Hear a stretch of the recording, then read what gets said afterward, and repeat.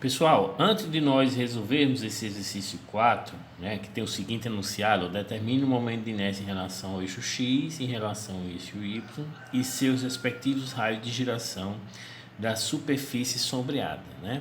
Então vamos falar sobre teorema dos eixos paralelos, ok? Perceba, pessoal, que essa estrutura ela é composta por retângulos, né? Ó, nós temos três retângulos aqui, ó. O retângulo, esse aqui em cima, vamos chamar de número 1. Esse retângulo que está na alma, né? Ó, nós vamos chamar de número 2. E esse retângulo que está na mesa, nós vamos chamar de número 3, né? Ó, então isso aqui vocês vão trabalhar muito lá em resistência dos materiais. Isso aqui nós chamamos de alma, né? Isso aqui nós chamamos de mesas, beleza? Então esse perfil ele é constituído de retângulos.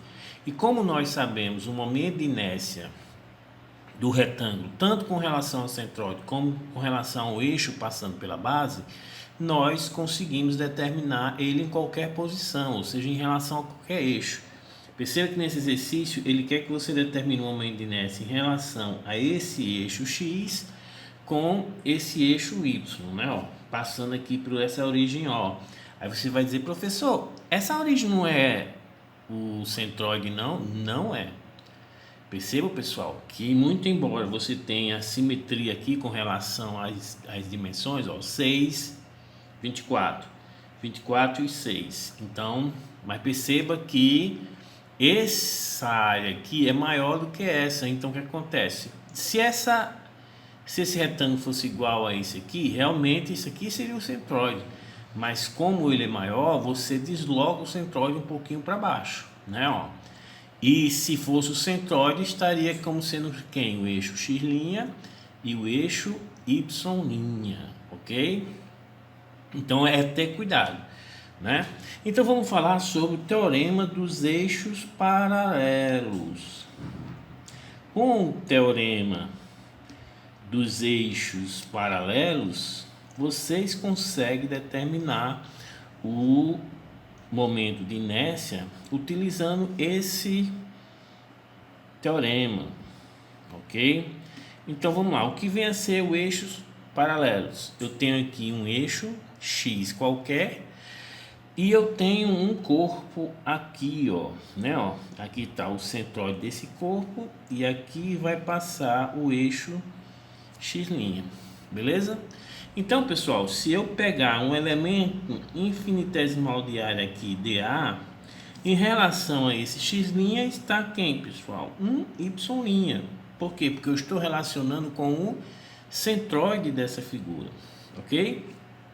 Então, se eu quiser determinar o momento de inércia dessa figurinha aqui em relação não ao eixo passando pelo centroide, mas sim esse eixo X, eu vou trabalhar agora com essa distância D, que vai desse eixo até o centroide deste corpo aqui, ó, tá vendo? Ó? Então D é a distância do eixo X até o eixo X', beleza? Se eu quiser determinar o momento de inércia dessa figurinha em relação ao eixo X, pessoal, eu vou utilizar a mesma formulação. Ou seja, saindo do eixo até o elemento infinitesimal de área, eu vou trabalhar como sendo quem, pessoal? Como sendo Y. Então, se eu quero determinar o momento de inércia em relação a esse eixo X, vai ser igual à integral de y ao quadrado vezes 1 dA. Ok? Mas perceba, pessoal, que esse y vai ser igual ao que? A distância d, que vai do eixo até o centroide da figura, mais a distância y', né, ó, que é a distância do centroide até o elemento infinitesimal de área. Beleza?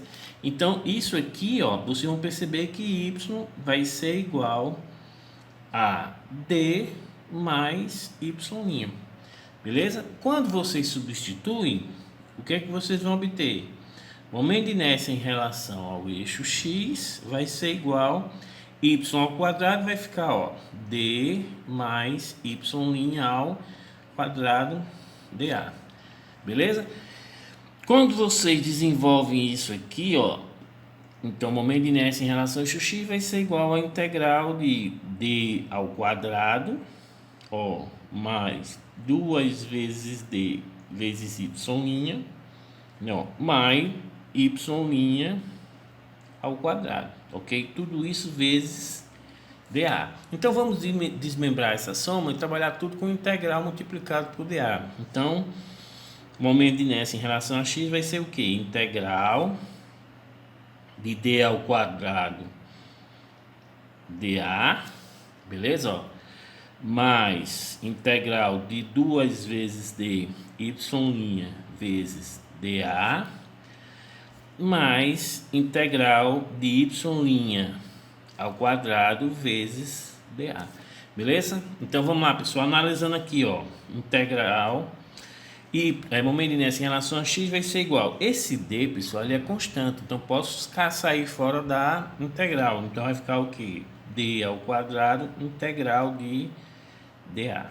Da mesma forma, esse 2d também é constante, pode sair fora da integral, então vai ficar integral de y' vezes dA, ok? E por último, integral de y' ao quadrado dA, beleza?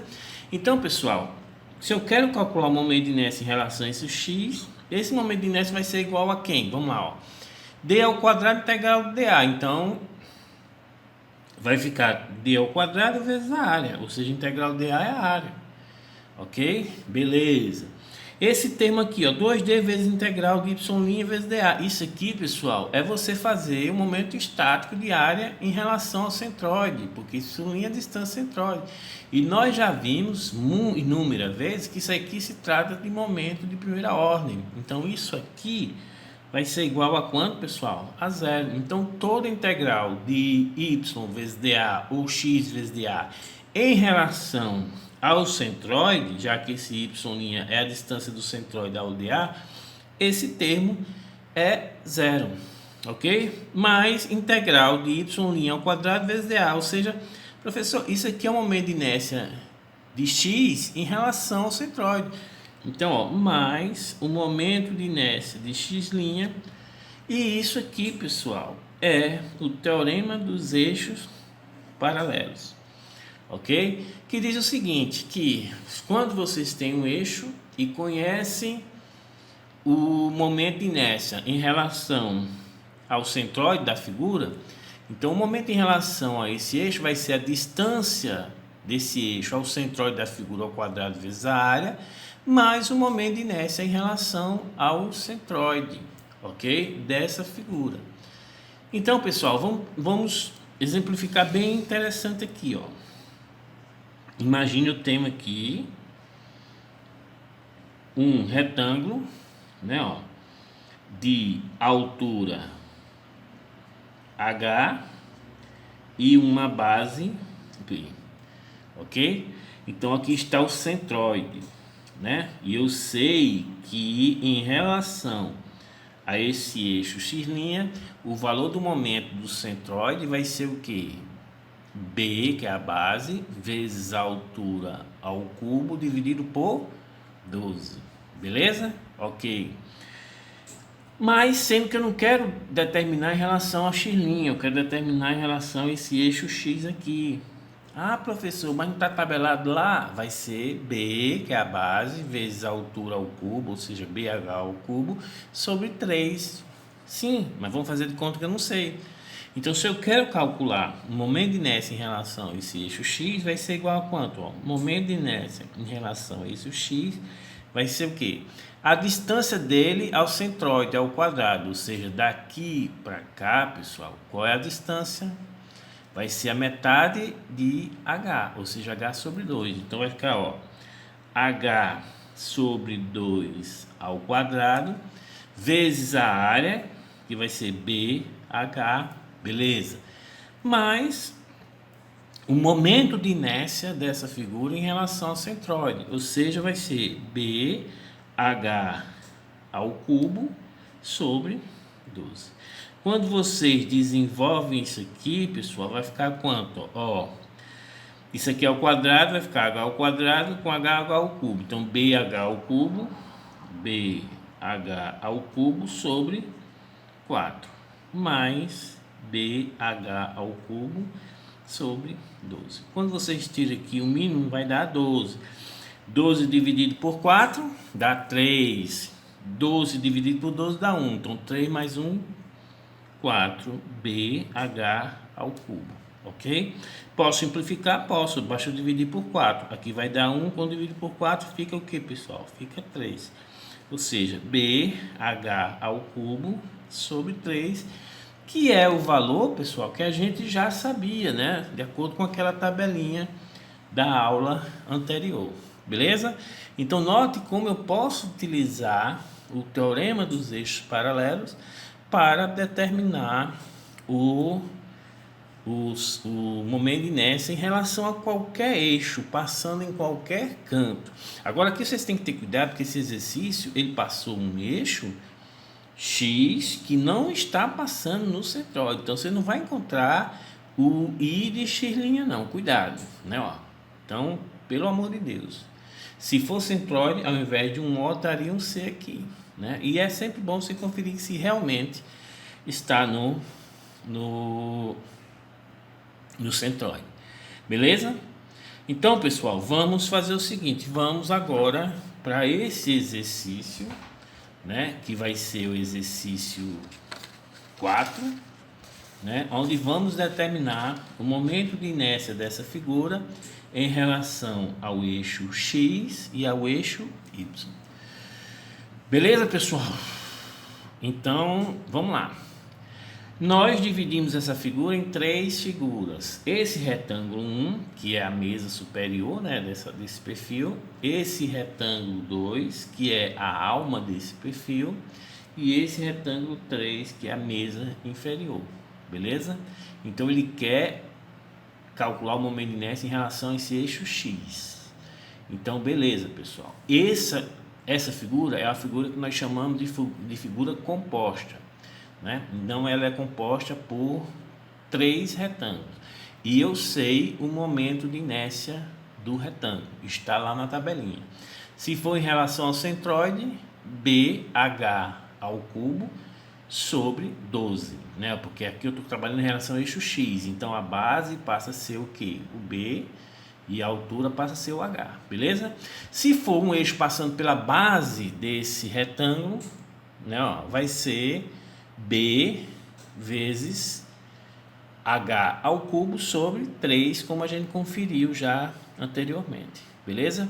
Então, pessoal, se eu quero saber o momento de inércia em relação a esse eixo X dessa figurinha, esse momento de inércia, ó, se eu quero saber o momento de inércia em relação ao eixo X dessa figura como um todo, ele vai ser igual ao momento de inércia em relação a esse eixo X da figura 1, mais o momento de inércia em relação a esse eixo X da figura 2, ok? Mais o momento de inércia em relação ao eixo X da figura 3, beleza? Então, vamos calcular uma por uma, ok? Então, o momento de inércia em relação ao eixo X da figura 1 vai ser igual a quanto, pessoal? Perceba que eu estou calculando em relação a esse eixo X, e a figura 1 está aqui, ó. Ok? Então, esse eixo não está passando nem na base, ou seja, não está passando aqui, também não está passando muito menos no centroide. Então, eu sou obrigado a utilizar o teorema dos eixos paralelos. Então, vamos lá, pessoal. A distância do ponto O, que está sobre o eixo X, que a gente está calculando no momento em relação a ele, até o centroide da figura 1 vai ser quanto, pessoal? 24, né, ó, mais a metade de 6, ou seja, vai ser o que? 27, ok? Então, isso aqui vai ser o que, pessoal? Presta atenção, ó, 27 ao quadrado vezes a área desse retângulo, ou seja, 6 vezes 24. Então, 27 ao quadrado, que é a distância do eixo ao centroide, que está mais ou menos aqui, ou seja, vai ser 24 mais 3, né, ó, vezes a área deste retângulo 1, que vai ser 6 vezes 24. Então, 6 vezes 24. Então, pessoal, isso aqui é o que? D ao quadrado vezes a área. Mais o momento de inércia em relação ao centroide dessa figurinha, né? Ó, que vai ser igual a quanto, pessoal? A base nesse 4 vai ser em relação ao eixo X, presta atenção. A base é isso aqui, ó. Né, ó, que é 24. Então vai ser o que, ó? 24 vezes 6 ao cubo, ou seja, a base vezes a altura ao cubo, dividido por 12, já que é o momento de inércia em relação ao centroide. Entendido, pessoal? Aí aqui, depois eu volto já com o resultado desse primeiro cálculo aqui que nós executamos, que era o momento de inércia em relação ao eixo X da figura 1. Agora vamos para a figura 2. Momento de inércia de X, agora da figura 2. Não, a figura 2 é a alma, né, ó. Então vamos lá. Qual é a distância do eixo X para essa alma, né, para o centroide dessa alma? Então perceba, pessoal, não fica olhando a figura toda, fique somente olhando para a alma. Essa alma tem uma altura de quanto? De 48. E o eixo X passa exatamente na metade, ou seja, em 24. Ou seja, com relação a essa alma, não é o perfil, com relação a essa alma, esse eixo passa pelo centroide dela, da alma, não é da estrutura como um todo. Perceba, pessoal, novamente, essa área aqui ela é maior, então se essa mesa aqui fosse igual a essa aqui, então você teria uma estrutura com dois eixos de simetria. O eixo X, ou seja, que você tem de lado, para um lado você tem do outro. E realmente, muito embora seja diferente, mas o eixo X é um eixo de simetria. Se essa alma aqui, se essa mesa aqui fosse igual a essa aqui, você também teria um eixo de simetria em Y, então o centroide estaria aqui. Não é o caso, ok? Porque isso aqui você tem uma área maior, então você desloca o centroide mais para baixo. Mas em relação a essa alma, o eixo X está passando pelo centroide da alma, né? Dessa figura 2. Então, pessoal, não tem essa distância é zero, ok? Então, esse momento de inércia da figura 2 vai ser igual ao momento de inércia passando pelo centroide dele, ok? Então vai ser, qual vai ser o valor? A base, que é quanto? Que é o 8, ok? Vezes a altura ao cubo, ou seja, 48 ao cubo dividido por 12. E somente, ok? Porque ocorreu uma coincidência do eixo X com o centroide da figura. Beleza? Então vamos lá, pessoal. Vamos agora para a figura 3, ok? Que está lá embaixo, que é a mesa inferior. Pergunto, eu respondo. Esse eixo X está passando aqui na base dessa figura? Não. Está passando no centroide? Também não. Então eu vou ter que utilizar o teorema dos eixos paralelos. Nessa alma que eu não utilizei porque houve uma coincidência do eixo X passar pelo centroide da alma. Ok, pessoal? Então beleza. Então vamos lá. Como não está passando nem na base, nem no centroide, tenho que utilizar o teorema dos eixos paralelos. Né? Ó, então vamos lá. Primeiro, a distância do eixo X até o centroide dessa figura. Essa distância vai ser quanto? 24 mais 3, ou seja, 27. Aí vai ser o que? 27 ao quadrado vezes a área desse perfil.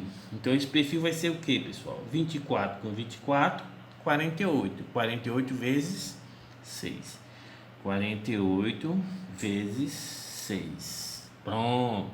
Então aqui eu tenho o que? A distância ao quadrado vezes a área. Mais o momento de inércia em relação ao centroide. Né? Ó, como eu estou fazendo em relação ao eixo X, essa mesa inferior tem base igual a quanto, pessoal? 48. Então vai ser o que?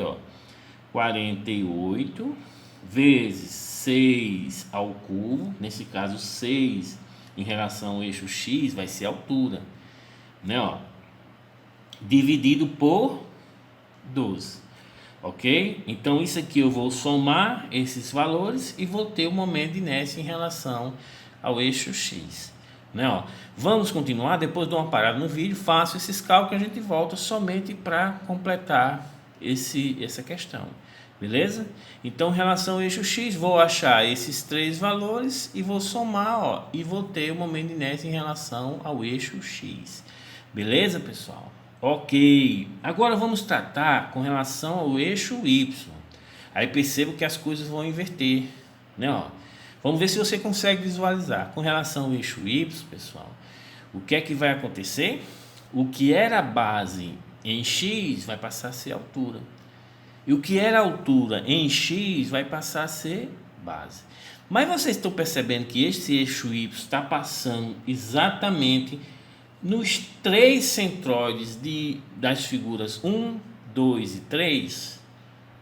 Percebeu? Então perceba que esse eixo Y passa nos três centroides. Então, se eu quero calcular, pessoal, o momento de inércia em relação ao eixo Y vai ser igual ao I de Y da figura 1 mais I de Y da figura 2 mais I de Y da figura 3.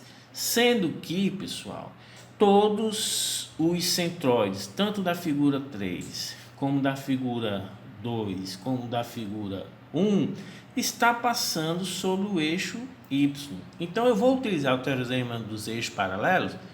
Não, porque eu já sei qual vai ser os respectivos momentos de inércia em relação ao centroide, né? Ó. Então, pessoal, já posso fazer direto. O momento de inércia em relação ao eixo Y vai ser igual a quanto? Vamos ver a figura 1. A figura 1 é essa aqui, ó. Em relação ao eixo Y, pessoal, perceba que a base passa a ser 6 e a altura passa a ser quanto? 24. Ok? Então vai ser o que, ó? Presta atenção. 6 vezes 24 ao cubo dividido por 12 e morreu. Por quê? Porque o eixo Y está passando pelo centroide da figura, né, ó?